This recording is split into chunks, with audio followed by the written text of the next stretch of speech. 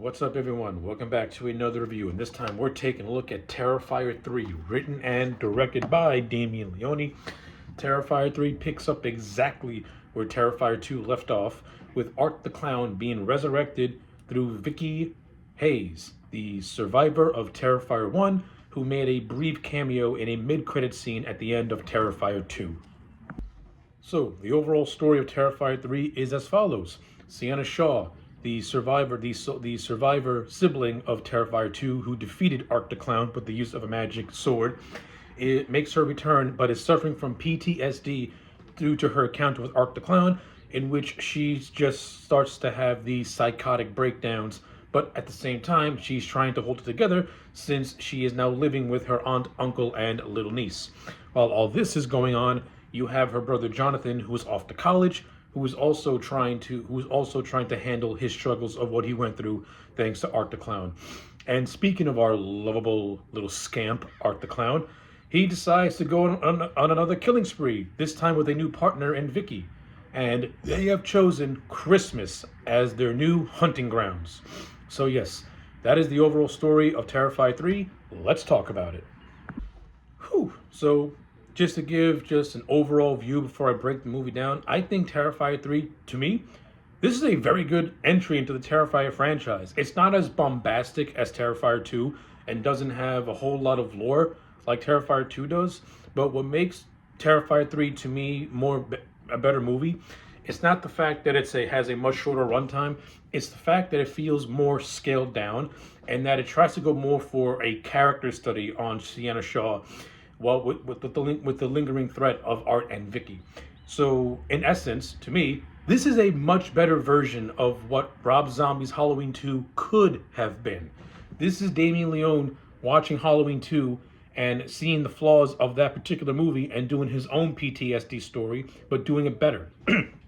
Like, everyone in retrospect praises Rob's Halloween 2 as being a more, his version of Halloween 2 is a very accurate portrayal of people suffering from PTSD. It's an accurate portrayal of how to write a bad movie. That's what Halloween 2 really is. Rob Zombie's sequel is an exercise on how to write a bad movie with ideas that are not fully formed. To me, Damien Leone saw that, he did it his way, and he just did a better movie. He did a movie where Sienna Shaw is a character who is struggling with the events of what happened to her, but at the same time, her character doesn't go through a complete 180 and does not feel like someone totally different. She still feels like Sienna Shaw, but you can tell that she's struggling with her issues and trying to hold it together. And when you get to the climax of the film, you're rewarded for it. It's not that hard to do a PTSD story. It's really not. And Terrifier 3 is a good example on how to do a PTSD story without having to radically change the character's personality and have them be the most unlikable idiots. This is how you do it while still maintaining the essence of your main character. It's not that hard. It's actually quite easy. And not only that, I think Lauren Lavera, who once again returns as Sienna Shaw, she puts in a better performance in this movie than she did in Terrifier 2. Now, don't get me wrong, I love her in Terrifier 2, but in Terrifier 3, Laura really gets to show her acting chops and really tries to do more dramatic acting, and she holds her own. Like, she does a really good job at anchoring this movie. Like, you want to root for Sienna Shaw, especially when she goes through all the shit she does in the third act, and you get rewarded when she finally fights back. You feel like you just experienced a journey with her, and you along with her survived, yet still have another challenge ahead. It was done brilliantly. Oh, yeah, fuck it. It was done brilliantly. Damien Leone, you can clearly tell that Damien Leone has a lot of reverence for the character of Sienna Shaw, in that he put a lot of thought into it, trying to make her a very, very likable main character, and not some girl boss dum-dum who is good at everything. Like, Sienna Shaw has her struggles, and when she fights through those struggles, you're rewarded for it as a viewer and as a fan of the character. And again, you have Lauren Rivera, who puts in a very, very damn good performance. I like the interactions that she has with her little niece, Gabby. I really buy them as having like this big sister, little sister relationship. I like how she has a different type of relationship with her aunt and uncle. Like, her aunt is, more or less more welcoming of her being in the house, while the uncle, while he does care about Sienna, he's also very, very skeptical given what she went through, and the fact that he fears that she could influence their young daughter because of her, because of because of all the PTSD that she's going through. Like, the family dynamics in this movie work for me. If I were to have gripes, we didn't get enough scenes with Sienna and her brother Jonathan. I think Elliot Fullman, or if I pronounced his name wrong, I'm sorry. I think he's really underutilized in this movie. Like, Jonathan barely has any screen time, and I don't like it because he was one of my favorite characters from Terrifier 2. But at the same time, I kind of understand where Leone was going for. Like, if you watch Terrifier 2, that is a brother and sister story with Jonathan being more of a focal point to an extent, while Terrifier 3, Sienna is more of the focal point. Like, the story of Terrifier 3 really revolves around her. But that's not to say we could have also gotten more scenes with Elliot Fullman and him going through his struggles, him trying to just act like a normal person, trying to be a college kid. Like, we didn't get enough scenes with that. I mean, we do have scenes with him interacting with his roommate, who was like this pompous like dude bro type of guy. But at the same time, beneath all that, he does have a certain likability to him because he does go to Jonathan's defense in certain scenes in very subtle ways. And not only that, him and his girlfriend probably have one of the best deaths in this whole movie, which I'll get to in a little bit when I talk about Art the Clown. But yeah, I think Elliot Fullman was completely underutilized in this movie. He does not have enough scenes. I do like the reunion scene with him and Sienna, and I thought it was building to them teaming up one more time in the climax, but that's not the case and not what it's meant to be. And what they ended up doing with the character of Jonathan, I am not a fan of. I hope Damien Leone retcons it and doesn't make it official. That's just me personally. But when I talk about that, I will address why I think that the character of Jonathan was even more underutilized and kind of slapped in the face a little bit. But in essence, the character of Jonathan was scaled down so that the character of Gabby can get more screen time. Now, I am of two minds about this. I don't hate the character of Gabby, by the way. I actually think the character of Gabby is very endearing and is the bright side of Sienna and what motivates Sienna to, keep her shit together. But at the same time, I don't appreciate that Gabby got more screen time while Jonathan virtually got little to nothing. That's just me personally. Again, I like the character of Gabby. She never came across as annoying to me. I thought the actress who played her put in a good job and really holds her own on screen with Lauren Lavera. And like I said, I do buy the whole big sister, little sister dynamic. It works for me. I just don't appreciate the fact that Leone couldn't balance out the screen time. Like, I think it would have been cooler if it was the two cousins and their little cousin fighting together against Art the Clown. I think they could have formed their own like little Avengers unit, because the character of Jonathan has a closer connection to Art as well, so why not utilize that? Yeah. So again, I'm very down on that part. As you can see, I like and I don't like Gabby at the same time. I like Gabby in terms of the character, but I don't like her in terms of how she got more story time as Jonathan got little to nothing. So with all that stuff out of the way, which I think is the strongest parts of the movie, is the family drama. That's not to say that the Art the Clown stuff is bad, because the stuff with Art the Clown is as gruesomely gory as it always is. So the movie starts off with a cold open. Art the Clown in a Santa costume killing an innocent family. He butchers the little boy, he butchers the parents, and it's left up in the air what he does to the little girl. This whole opening section, the first 10 minutes of this movie, Damien Leone is pulling no punches. He is killing kids in a gruesome way, and for someone like Art the Clown, you expect it. And how he butchers this family, it is just gruesomely gory, and it really sets the tone for this movie. Art the Clown in Terrifier 3 is a lot of fun. And as always, David Howard Thornton is relishing in this role. And James Gunn, cast this man as Joker. Really step outside the box of the norm and get this man as the Joker. I don't need a big name actor to play Joker. I want David Howard Thornton to play Joker. Imagine this man playing Joker in James Gunn's DCU. It could be something very, very interesting. Like, I do like how the movie opens with a prologue set in the present day timeline, but then And when the movie starts proper, we go back 5 years prior to where Art the Clown is beheaded by a Sienna at the end of the second movie and is found by a cop. And of course, his headless body is resurrected. He kills said cop and takes the cop's head. This is where he makes his way down to the insane asylum where Vicky Burrows is, giving birth to an Art the Clown head. And this is where the two of them kill Chris Jericho, one of my favorite wrestlers of all time, in a very gruesome and gory way. I love the fact that Chris Jericho comes back after being introduced at the end of the second movie. So it was fun to see him get a very gory and cool death scene. That was a lot of fun. And this sets up the whole thing of Art and Vicky more or less being partners in crime, as the little pale girl spirit has now possessed Vicky Hayes, and she is now, more or less, Art's psychotic Harley Quinn to his Joker.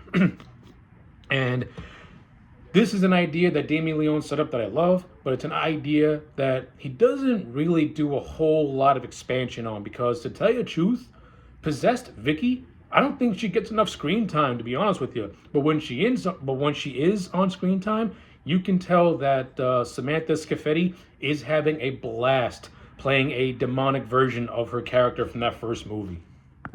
So after Art and Vicky, make their unite for the first time as the new slasher dynamic duo, they make their way to this rundown, dilapidated house where they go into hibernation. And they're only woken up when these two demolition workers make their way into the house, with one of these workers being played by John Abrams from Scary Movie 1 fame. And the way Art dispatches these two is totally gruesome, especially John Abrams. He basically he basically takes a box cutter, slices his head, and then rips his head apart to where you see his exposed skull and muscle. And while all this is going on, Vicky takes a shard of glass and she starts to pleasure herself. I'm not going to go into that. Just the image, just have that image in your head and you'll know exactly what I'm going for. It's one of the most memorable scenes and controversial scenes because of what she's doing with that glass shard. I mean, it totally plays up the whole thing of them being possessed by hell demonic demons, but it's just like, whoa. I don't hate it. It's just whoa. But yeah, it works for these two characters. It works for the possessed version of Vicky at the end of the day. So after we get that very interesting scene, we have a scene of Art developing a new weapon, a weapon based on hydrogen, where he's able to freeze his victims. And he puts good use of this by testing it on a bunch of rats that are making their way into the house. And you can see the glee in his eye when he sees that his invention is where he gets to use that invention. And this leads to the most fun scene to me, though the most horrifically fun scene of the whole movie, where Art makes his way to a bar where he spots out a Santa Claus, and just seeing Art get giddy over seeing Santa is wholesomely creepy. Like, it's wholesome that he gets so excited, and it's creepy at the same time. Like, you can't help but laugh with Art the Clown, and you kind of get he kind of gets you with that personality. Like, if Art the Clown wasn't a demonic demon, he could be one of the most hilarious characters in the whole movie. And what's so good about David Howard Thornton is that he's able to mix the comedy and the horror all at the same time, and that's why his performance is so revered by so many fans ever since that first movie. And to me, in terms of showcasing his talent, I think this bar scene does it in spades. In this one scene, you have two famed character actors, in Daniel Roebuck, who is playing the Santa Claus, and Clint Howard, the brother of Ron Howard, who was playing a character called Smokey, who was one of his friends. And then you have the bartender, I believe his name is Eddie. And the fake Santa Claus is charmed by Art the Clown, calling him clowny and playing along with the gimmick. Smokey, and you got Smokey, who was kind of playing along with him a little. You got Smokey who's playing along with him, but the bartender is completely just not into this at all. Like, he does not realize how these guys do not see how this is weird. And it gets and it reaches that threshold where the three of them, well, the four of them share a drink.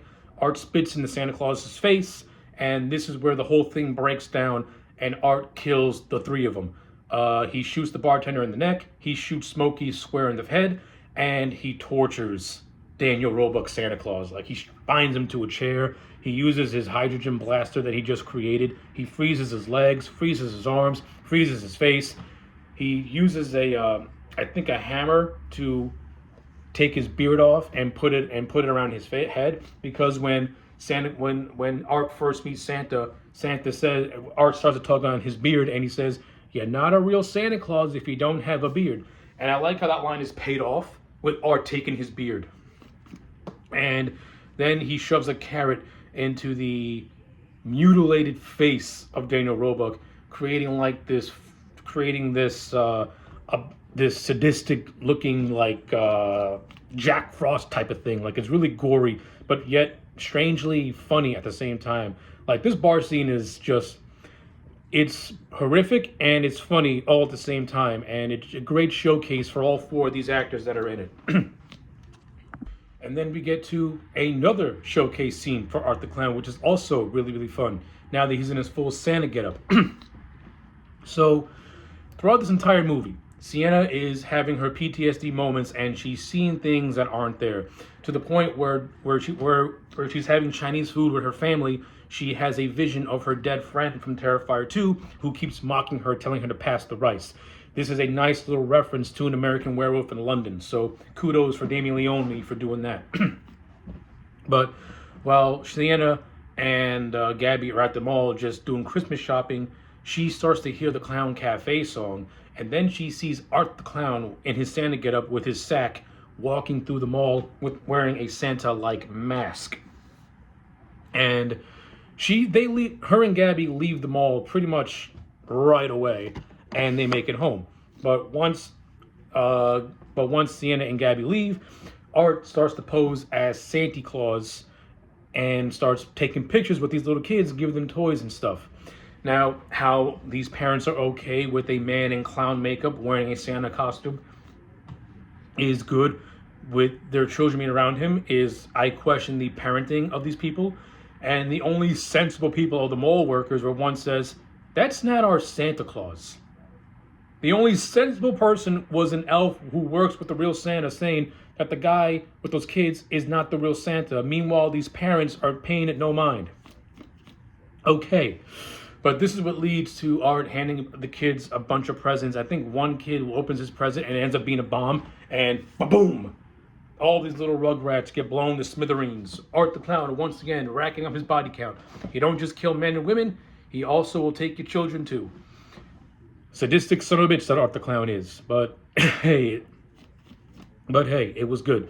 But this leads to Sienna and Gabby having a little moment at the house as Uncle Greg, is played by Bryce Johnson, is watching the news. He hears the report about what happened at the mall. We get a Tom Savini cameo, the legendary Tom Savini cameo, the legendary Tom Savini. So that was pretty cool to see. But yeah, this is where Sienna just goes and just lets her PTSD completely break her down, to the point where she starts to tell her aunt and uncle that she saw the Miles Candy Clown. She saw Art the Clown at the mall. She didn't want to say nothing because she didn't want people to think that she was going crazy. But this is where she more or less convinces her uncle to get her brother, because she's now completely just petrified and has given in to the to her issues. And this is where we get yet another memorable death scene. So I mentioned earlier that Elliot has like this dude bro type of roommate, but this dude bro roommate is also dating this podcaster who has an obsession with the Miles County Clown. She does have brief scenes with Jonathan and Sienna, which are to varying degrees of success, as neither one of them want to really talk about their experiences. But ultimately, it led to these two taking a shower together and Art the Clown invading this college and dispatching them in gruesome ways. Now, before this happens, I love how when the two are talking together, you got Art the Clown in the background, and David Howard Thornton's mannerisms, reacting to every word she says, is utterly hilarious. Like you just gotta watch the scene with these two characters talking and Art the Clown in the background, just hearing them over. David Howard Thornton's reactions are priceless. They're utterly hilarious. Like, especially when he's being praised, he does like that all shucks thing. And when the girl says that she does not want to sleep with Art, you can see the disappointment when he like he just does this. It's fucking funny as hell. But ultimately, this leads to Art killing both these two with the chainsaw, with the boyfriend getting it the worst. He gets split up the middle and gets his arm and head fucking chopped to bits. And then Art makes a nice little bloody snow devil with this awesome Christmas song playing in the background. It's a Terrifier Christmas. Shit was funny as hell. I love it. I love the dark comedy in these Terrifier movies. They're just so much. They're just so good. But ultimately, this leads to the climax of the movie, where Art has killed Uncle Greg, turning him into a human Christmas ornament and using his head as a star, which is very, very just disturbing imagery. He has the mom strapped to a chair. She gets killed in a very just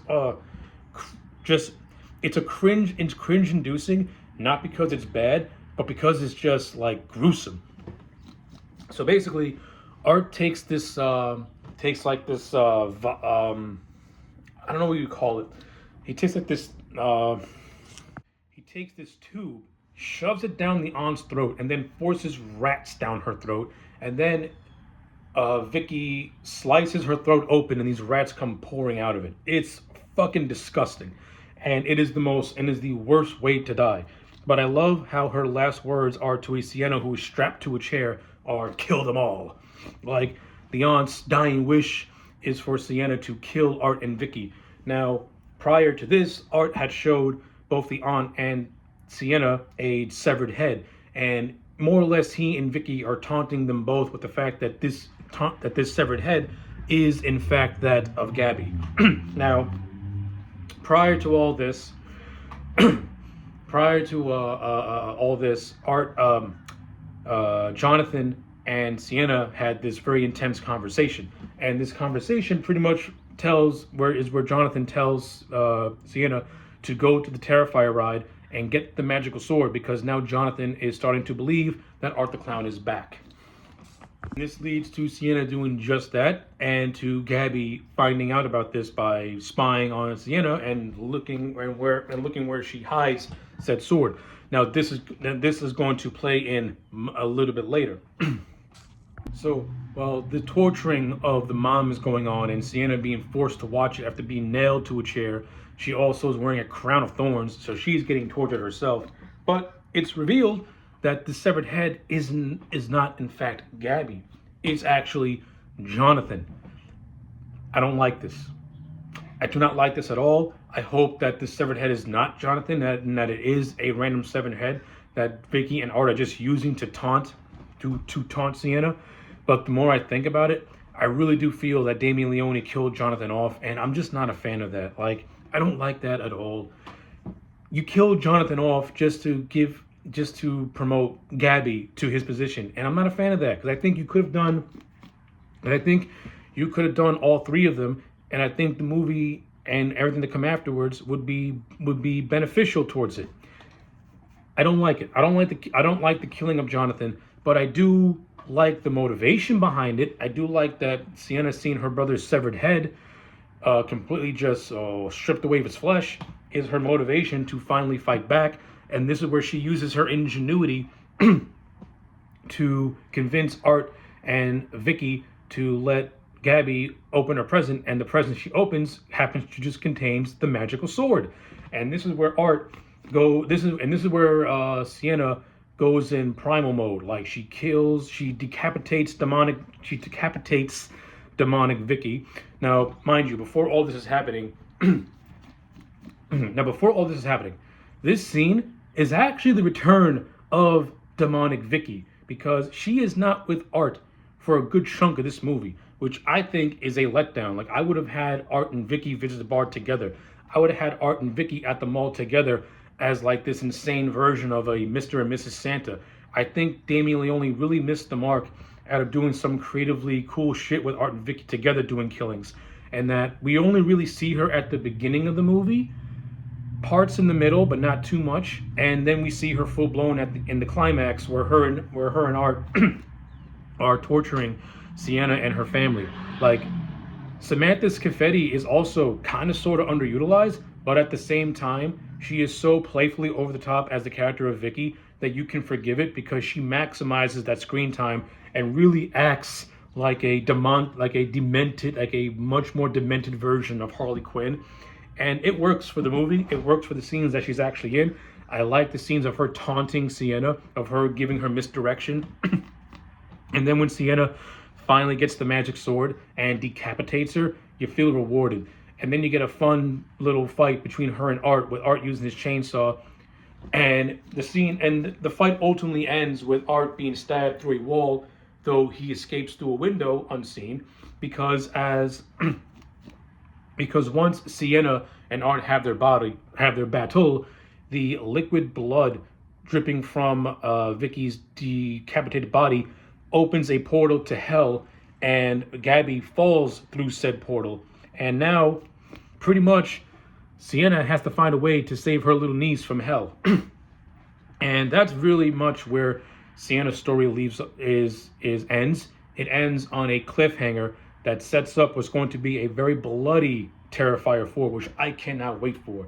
But the epilogue to this movie, we have it's just Art riding on a public bus and torturing a woman who is actually reading a Nine Circle novel, which is a nice little reference to All Hallows Eve. So yeah, that is Terrifier 3 in a nutshell. Not gonna lie, I thoroughly enjoy Terrifier 3. I love Terrifier 3. I like it on the same plane as I like Terrifier 2. It's just a damn good, fun movie. But like I said, Terrifier 3 has got much more going for it because it actually explores Sienna's PTSD. And by doing that, we also get more of a glimpse into her early childhood. Like we get flashbacks with her and her dad, who was played by Jason Patric. And we see that these two actually did have a close relationship, but at the same time, her dad also is somebody who is dealing with his own issues. And this was something that was established in Terrifier 2, and it gets expanded upon more in Terrifier 3 through the use of these flashbacks. Like, he wasn't an abusive person, but you can tell that there was something really psychologically wrong with him. But I like how he and Sienna bonded over the dad's ability to illustrate like these comic book like superheroes. So that was pretty cool. And I also like this weird dream Sienna has right before the final act, where she dreams of this demonic devil forging an armor out of metal while being held down by an angel. like Damien Leone really emphasizes how his Terrifier movies have a religious type of allegory to them. So that's also pretty cool as well. But yeah, to wrap it all up, Terrifier 3 to me is a solid 8 out of 10. This is not just a worthy addition to the franchise, it's a great continuation of Terrifier 2. It's a perfect middle story in which Sienna really did get beaten down to the ground, and it sets up for her big comeback in Terrifier 4, where her and Art will have their final confrontation, and I cannot wait to see what Damien Leone cooks up in Terrifier 4. So yeah, those are my thoughts. Let me know yours in the comment sections down below. Like the video and subscribe, and have a very Merry Terrifier Christmas.